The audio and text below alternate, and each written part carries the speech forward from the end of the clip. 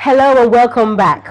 So I'm so excited. We've got a wonderful, should I call her veteran actress here with me today. I've been looking forward to this interview. This is Victoria Yama. I'm sure most of you know her already, so I'm not going to introduce her very much. I'll let her talk a little bit about herself. But, you know, she's a darling. She's a friend of mine, and I thought this show will not be complete without me inviting her here today, just to hang out with you and see how you're doing. How are you today, darling? Hey, I was cold, but I'm hot now. It's nice and cozy here, isn't it? It is. Yeah? It's warm. It's warm. I love it. It's really nice. So how are you? Oh, good morning. Yeah? Tell me about yourself. Tell us about yourself. What do you want to hear now? What is it that I don't have out there already? Me, Victoria. This is me, Victoria Inyama. Okay, what is it now? Tell me how you started in the acting business, because you've been how long have you been in this game? You've been here for a long time. I'm a vampire in the game, right? Yes, I can't even remember, ageless, I guess. I think I started acting, when did I do Ripples? I was about 14, 13. Please don't ask me when, don't ask me what year. Don't worry, I can put 2 and 2 together. I'm just saying. Yes, I would say I have been in the industry for more than 20 years. Yeah. Because if I want to calculate it, I started with Uncle Zeb Bejiro, and then I met Joy Ejiro, that is Chikwe Ejiro's wife, and I've been friends with Joy for 19 years. Wow. So that means, and I met Joy like a few years after.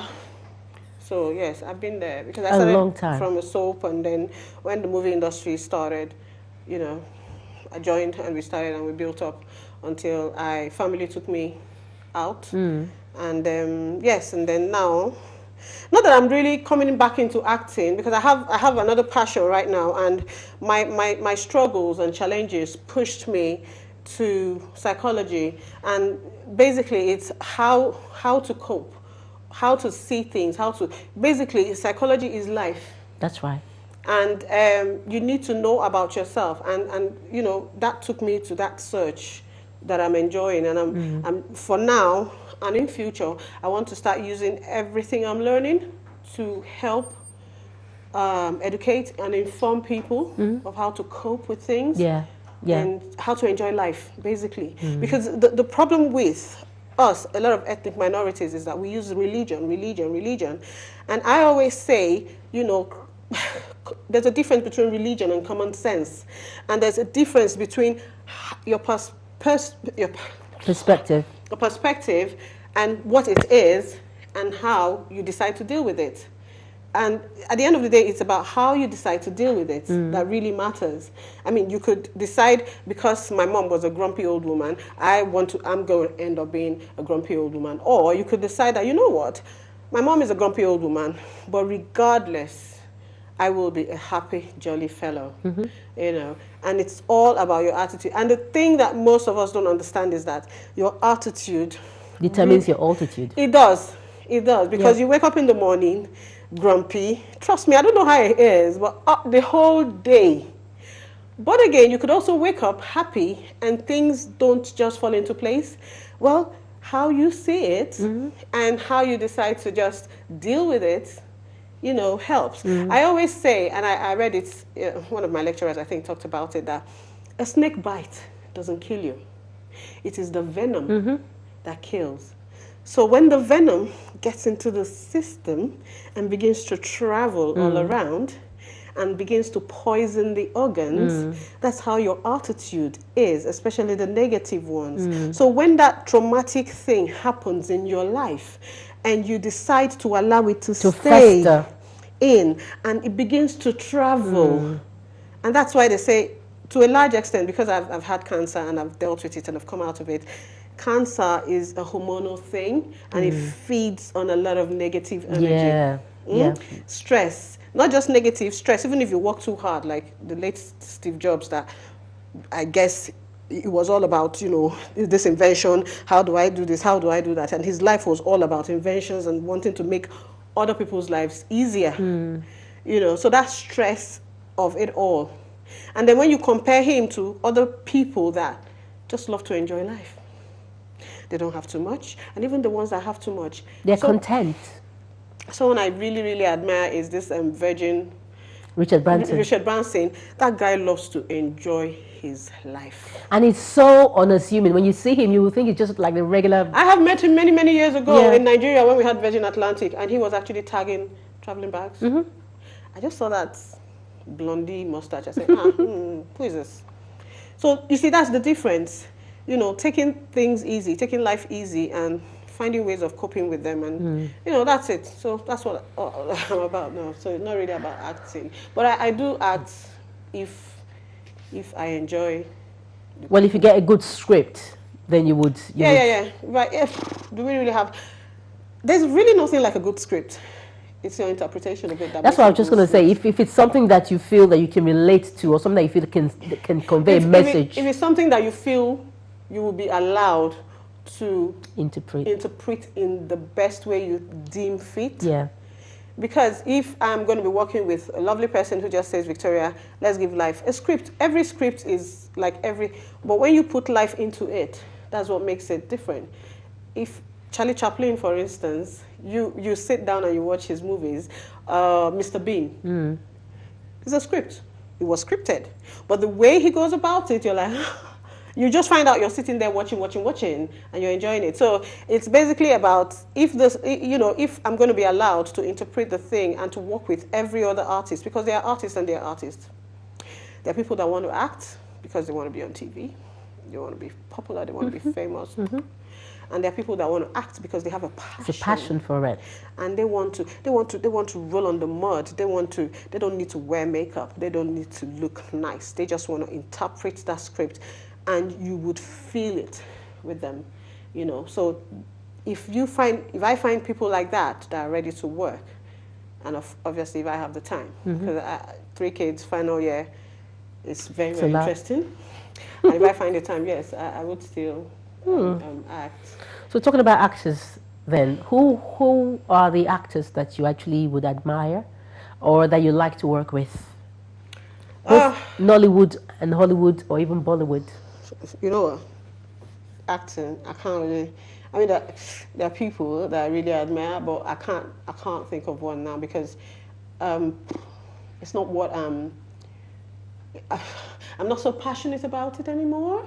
Rather, my passion now is like being a member of the Guild of Psychologists in the UK. That's what I'm working towards. So I can't really think of. But I know that we have loads and loads of lovely, lovely actors and actresses, both in Nollywood and Hollywood. And even here in the UK, because I was watching a series yesterday on TV, Emily. I think it was on BBC. Okay. Fantastic movies. And I know it's a movie about Negroes and slave trades and all that. I haven't seen that yet. Oh, it's beautiful. It's concluding tonight at 9 o'clock. I'll find it on Catch Up, yes. When you watch this movie, I don't even want to, let not say as if I'm trying to promote this BBC thing, but when you watch it, you know that in life, you're on your own. Do not help someone live their own reality, and then you end up a forgetting who you are, or a used product, because this is a woman that was talking about her life. She's a black woman. She had a white master and all that, and the master started sleeping with her, and she got pregnant and now became madame. But when the chips were down, please, I don't even know what happened. I'll watch it tonight, but it's very, very interesting. Yeah, so that's interesting. So your passion for acting has obviously, because you've been in the game for a long time, so it's understandable that you want to diversify or it's not switch. Challenging anymore. Yes, you've been there, done that. It's not even that. It's just that what's going on now is so demoralizing, and I'm being very, very honest, and that's why I fall out with a lot of my colleagues, because I'm just like, what are you guys doing? I can't watch an Hollywood flick with my children. It's either I'm fast forwarding or I'm changing the channel or something, because even my 13-year-old son says, Mom, must they kiss? Is it necessary? Look at what she's wearing. How can you be at home and you're coming back from work and you go to work like that? What do I explain to him? Oh, these African people, that's how they are. I said, no, it's not African people. In fact, we're all very covered up people. But I really don't know what's going on. So before I watch a movie, even when I read the synopsis of the movie, I'm like praying, please let something unreasonable not come up. Because for my kids, oh, they're either crying or cursing or no. We need to start producing things, and we do have certain movies that produce content, but they don't go far. They are not commercial. So we have very reasonable, strong characters doing good movies, but they don't go far because we don't have that face, or it's not commercial, or it's not entertaining. But you forget that there are people that do not just watch for entertainment. I do know that Nigeria is going through a lot of issues, and the least they need is a serious movie. I do understand that. Comedy would work anytime. Anytime. You know, all kinds of funny entertainment will work anytime. But then again, we are beginning to lose it in this whole, let's just do it for entertainment. Let's just, you know, that's a latest movie. I think they just premiered it the other day. And I tried to watch clips of it. I just wasn't impressed, and it's such a big budget movie. Oh, really? With big stars and everything, but you don't just make sense of what they're saying. It's so entertaining that I'm thinking, okay, you know what? I don't have time to watch this kind of entertainment now, so I better just leave it. Wow. But you know what? At the end of the day, we can still shape it to the way we want it to be, right? All hope is not lost. I mean, I've come back into acting. I'm an actress now. I do special effects as well, and it's all part of my trying to give back to the industry. And for me, when I decided to come back into, when I decided to become an actor, I wanted to not just act for the sake of it, but understand the theoretical and intellectual aspects of acting. So I went back to acting school to skill myself. So that at least I understand why certain things are the way they are, and interpret it in the way that should be. Now, I don't know how, and there's some people who are natural actors and all that. We have some veteran actresses, like you, for instance. You didn't go to acting school when you started. I did. You did? No, okay, when I started, I did. Yeah, when you started. I was still very, very young. Yeah, I didn't. But then at the end, I did theatre arts in University of Lagos, where we did quite a few bits of stage performances, and I just knew that stage is not for me. Because I don't know, and then when I came to London, and at some point when I got an opportunity to school myself again, I went to Identity Drama School in Hackney. Yes, and they taught me. In fact, they taught me so much that sometimes when I see my movies, I'm like, "You didn't do that, did you?" I know. But then again, I'm thinking, okay, this is your style of acting. In my culture, where I come from, we are very expressive and we are very loud. Exactly.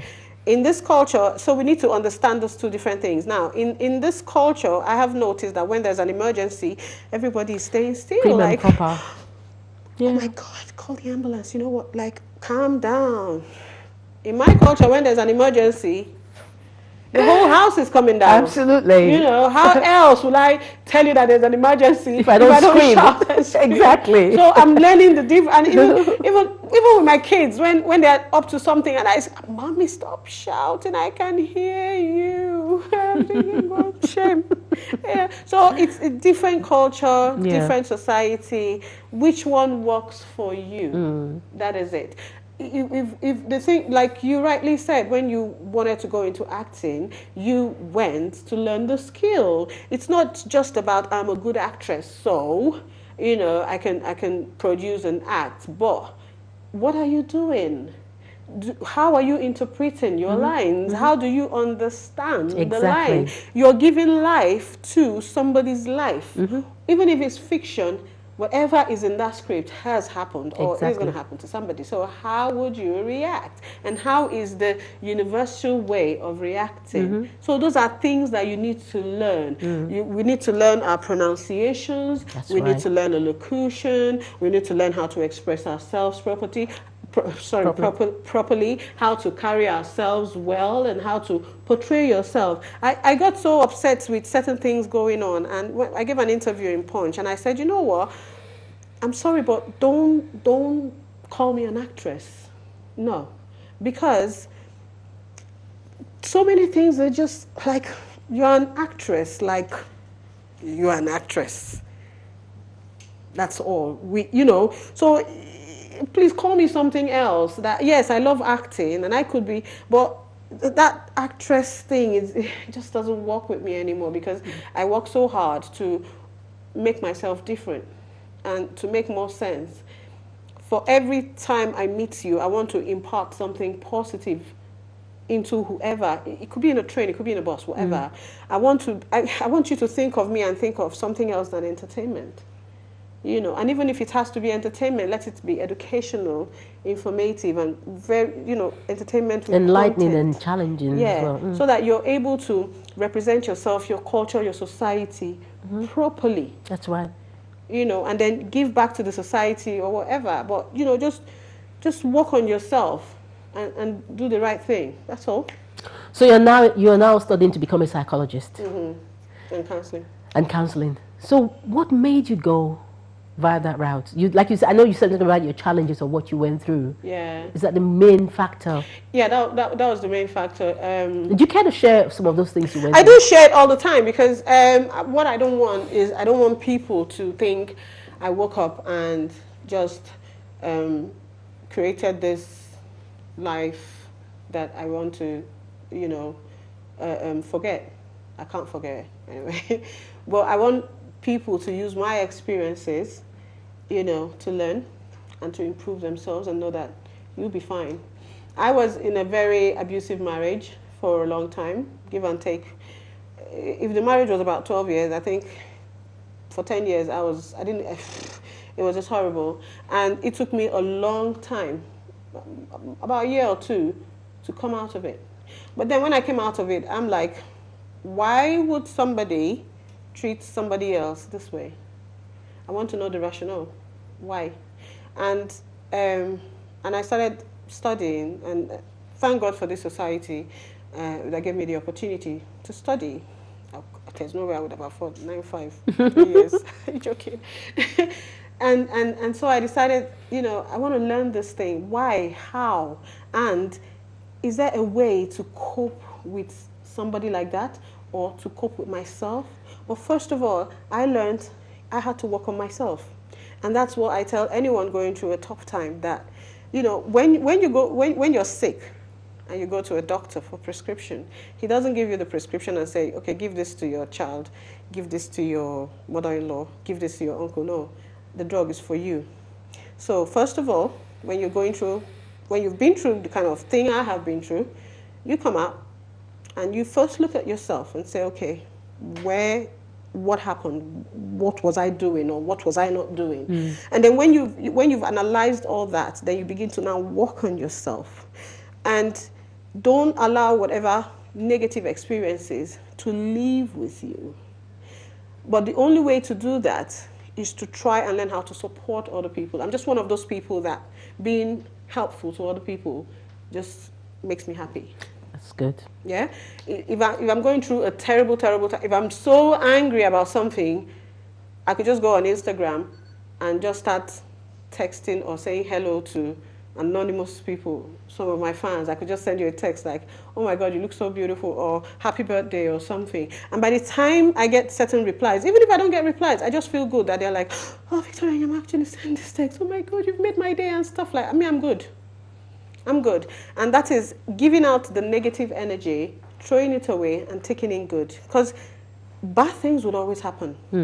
It will always happen. But learning how to not just cope, putting it aside and carrying on. Asking yourself, this thing happening to me in the next 6 months. Would it be important? Will it be relevant? If it's not important, then leave it and carry on. Don't dwell on, okay, he did this to me, and so, you know, you're going to go on looking for how to revenge. No! Look for ways to improve yourself. Cleanse and detox yourself, both psychologically, mentally, and in every other way, and then come out with yourself. I used to, in Nigeria, I was a very confident, happy person. I got married, a few years into the marriage. I wouldn't even talk to you if I see you on the street. I lost my confidence, I lost my self-worth, self-esteem because of the things I was hearing every other day. And that's because somebody just sees you as, okay, you are this, I'm going to knock you down. And usually it's as a result of their own insecurities. Exactly. Which is not, so they try to bring you down to make themselves feel better. Yes. That's narcissistic, isn't it? Very, very. And I spoke about that a while ago, that I lived with one for years and I'm still dealing with one. But now, when I see him, I'm like, I feel so sorry, like, oh God. Like you're missing out on a lot of good things in life. You know, and you're supporting yourself with money and your houses and everything. That is all that does it for you. But you, as a person, you are miserable because the little things, the priceless things that are supposed to, you know, make life good, you don't have it. And so what's the point? So psychology is teaching me, you know, I've learned a lot about mindfulness, living in the now, and having to enjoy the now, moment. Be grateful, gratitude, living in gratitude. When you have an emergency, what do? Step back and think, okay, how do I solve this? What do I need to do? And I always tell people, see, if you have to cry, cry. If you have to scream, go to somewhere, scream. If you have to be upset, I'm the kind of person, I will tell my friends, you know, I'm having a terrible, terrible day. I'm vexing. I beg. This happened. And I've been so blessed. I have, I think two or three friends that, let me say two. One in Nigeria, Joy, and the other one that I can actually call and say, I'm angry. I am angry. And she will say, okay, talk. What's happened? And I will talk and talk. Talking is very good. Therapeutic. It's very, very, and that, you know, at some point I'm still planning on putting things together, and I'm calling my thing, please let's talk, you know, PLP, because first of all, the culture we live in, we don't talk. Yeah. If you want to talk about your relationship, your marriage is bad and please, your own, is it bad, you know, and stuff like that. Yeah. Is our time? Our time. We're unfortunately, our time is fast spent. So this was getting even juicier. I hope you can come back again because you know it's nice. I'm not coming back. Yes, of course. Thank you very much for coming. It's really, really good to hang out with you. I was really looking forward to even talking more, but unfortunately, we're spent for time. Thank you so much, viewers, for watching, and I hope you've enjoyed yourself today. I've had a wonderful time, and hopefully I'll see you guys again real soon. Very, very happy Christmas. Have fun. Stuff your face. You know, Christmas comes once in a year, so enjoy yourselves. Yeah, don't drink and drive. Yes, don't drink and drive, but be good and you know, stay safe and happy holidays. Goodbye. Take care of yourselves. Bye. Stay beautiful.